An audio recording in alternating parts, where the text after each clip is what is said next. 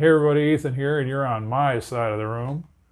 Today I'm taking a break from bass covers to talk about something totally else.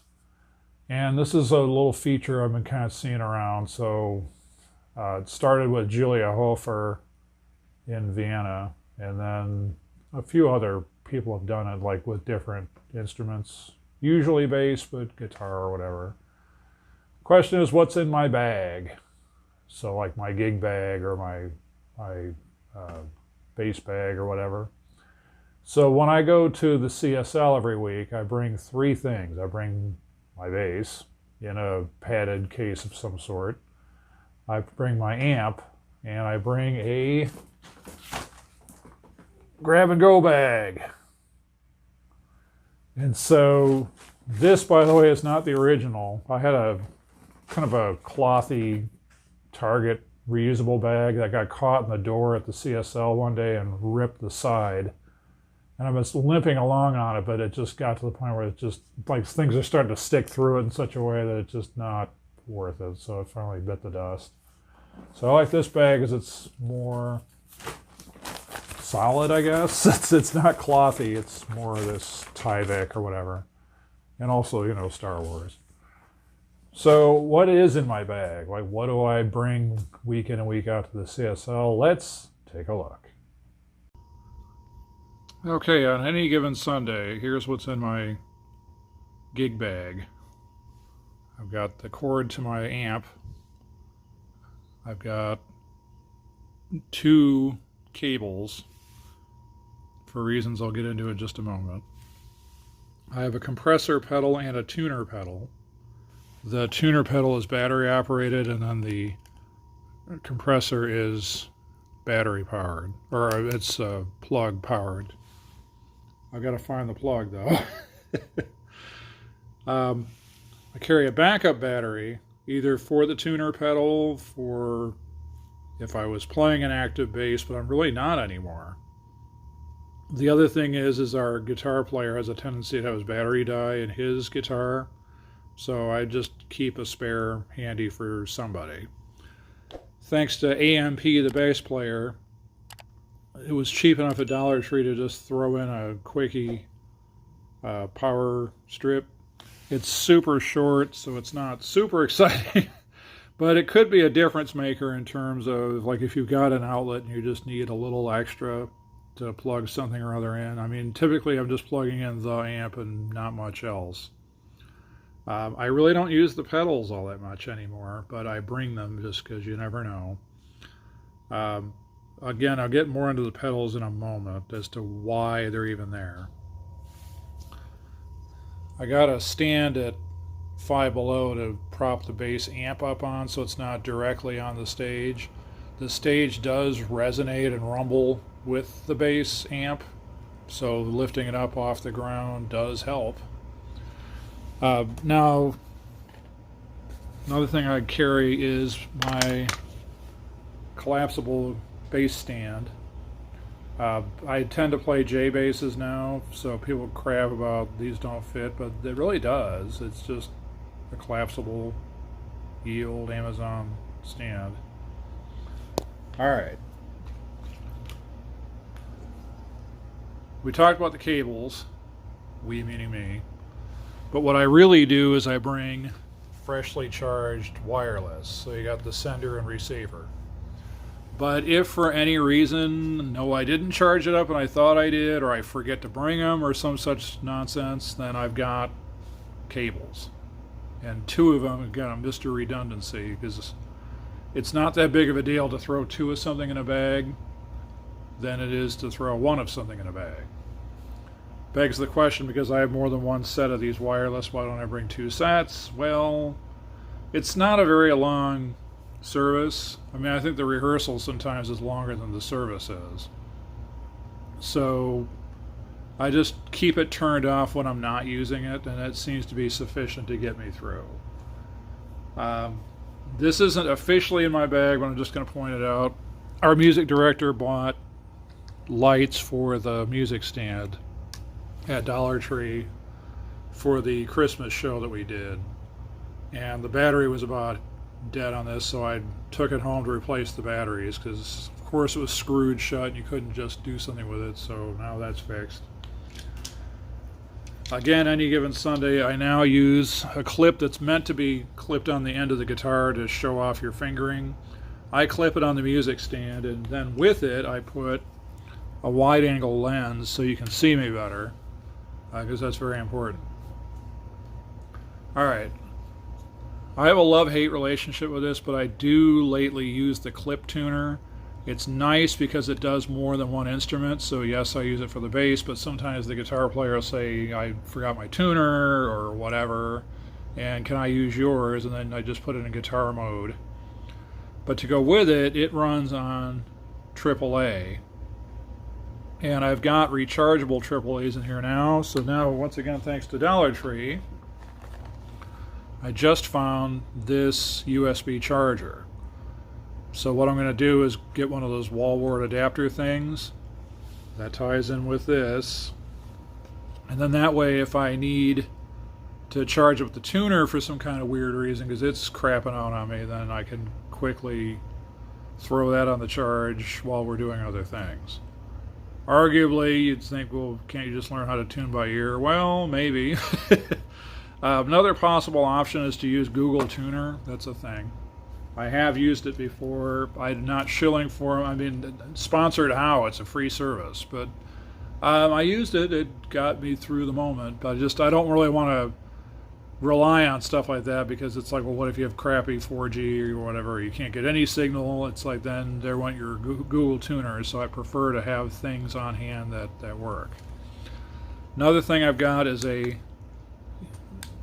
rechargeable light for on top of the camera. I'm in a very dark corner on the stage, and so once again, to kind of help with the video lighting, I throw that in there.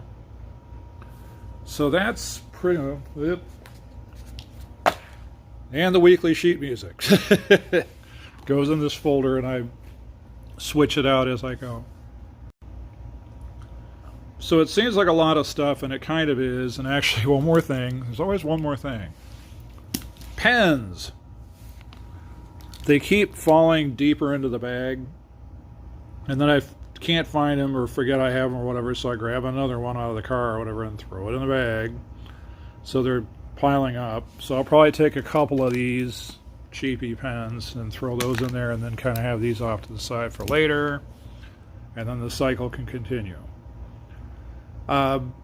So again, it seems like a lot. It's not really, because I'm not using all of this actively every single week. A lot of this is contingency based. Like, I've never needed this yet, but it's my grab and go gig bag for anything. And so, as an example, if I go to someone's house to practice or do a jam session or whatever, it's the same bag. So it's not like there's a bag for the CSL and a bag for something else. It's just the grab it and go bag.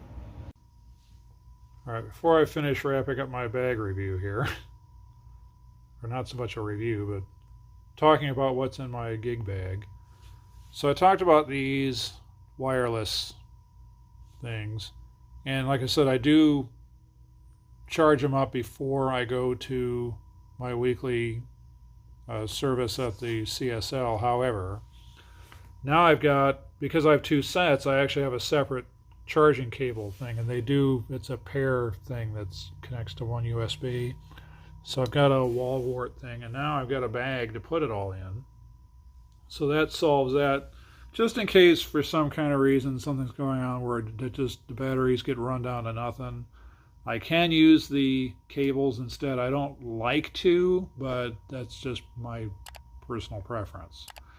But to that end, and this is why this is kind of here, the tuning pedal has two options out. One is so that the bass is always delivering signal, and there's another one, and I forget which one of these two it is. I think bypass is the one where it's always on.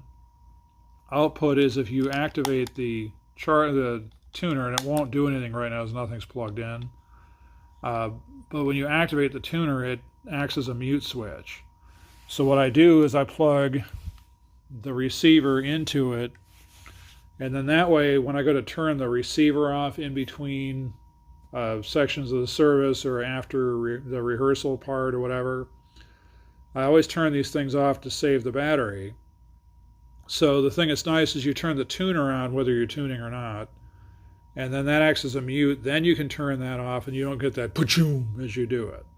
So that's the point of this. And that's why I still carry it around. What I've been doing lately is I just talk to the sound guys and say, hey, I'm direct to the bass with the wireless. And can you make sure you mute the bass channel when we're done with whatever we're doing? And they've taken to kind of giving me a head nod across the church so that we know that they hit mute. Or I can see them doing it sometimes. So once that happens, then I know I'm not going to get that loud pa-choom through the PA. I will get it through the amp if I forget to turn the volume of the amp off. But anyway, just wanted to kind of close that loop because I said I'd talk about it later and didn't. So there you go. So I am Mr. Redundancy, as I think I've proven. The thing about it is it's not just for me. I think in terms of other people. And it's paid off because sure enough, like as an example, there's a song we play every week. And it just, there's no end in sight that they're going to just keep doing the song every single time. I'm not complaining. In fact, I've gotten to where I can actually play it pretty reliably, consistently, and I'm not screwing up as badly as I used to. Once in a while I'll mess something up, but it just is what it is. Well, I had 3 copies of the music. Well, sure enough, somebody came along that they wanted to sing, and they're like, well, what to get you some music? Like, got it right here. And then typically Guillermo, the guitar player, will be like, oh no, my battery died. Got it right here. I don't know if this cable's any good. Got it right here. So that's the thing, is that it's completely legit to just pack what you need. But, if you got room, this is a bit much. It's kind of a big bag, but I've been over it, like what's all in there. But still, there's room for that sort of thing. If you got room for 1 cable, why not 2? And if you got room for all this other jazz, why not a 9-volt battery? Even if you don't play active or have anything that uses it, it's good looking out for other people. Because the show must go on. And not having it, and of course you could lay it at the feet of other people, like, well, why aren't they bringing this stuff? Like, well, but this is you. You're the one packing for what you're doing. The thing is to not have whatever it is ready at hand. That's time lost to now what? And your head's not in the game. Trust me, I know. If there's some loose end, I know I saw a battery around here somewhere. It's it's just going to eat at you, and then you can't focus on what you're supposed to be doing. So it's no big deal, especially with dollar stores and stuff. They sell these 9-volt batteries by the each, so it's not a big deal to grab one when you're out and just throw it in your bag, and someday you'll need it, or if you don't, someone will. So yeah, give it a shot. AMP, the bass player, did a thing on this, in fact. I knew there was another bass player that did it. His thing was, he spun it as, what's pro gear? And his argument was, it has nothing to do with what the stuff costs. It has everything to do with what's reliable for the gig and what do you need. And I think that's completely valid. So I'm not really adding anything new to the conversation here. But that's not really my focus. I'm not saying that by definition, everything that's, say, in this bag is pro gear, this bag. It's what I need and what I use. And some of it, it's like, well, if I personally don't need or use it, somebody often does. Now, I don't get ridiculous. I don't have drumsticks and stuff like this in here. There is a limit to just how much redundancy we're talking. But if it's a thing, if it's really an issue, for some reason there was a drumstick incident, that they went missing or something, it's like, yeah, I would throw a pair in here if what it came down to. Lost time looking for drumsticks, or now what? That whole business. Anyway, I thought I'd share something else. And it's been a while since I've done the old talk to the camera thing that didn't involve being backstage at the CSL. So, hope this was interesting. What's in your gig bag? What do you carry around? Let us all know, because we're all learning here too. So keep learning, keep playing, and I will catch you in the next video.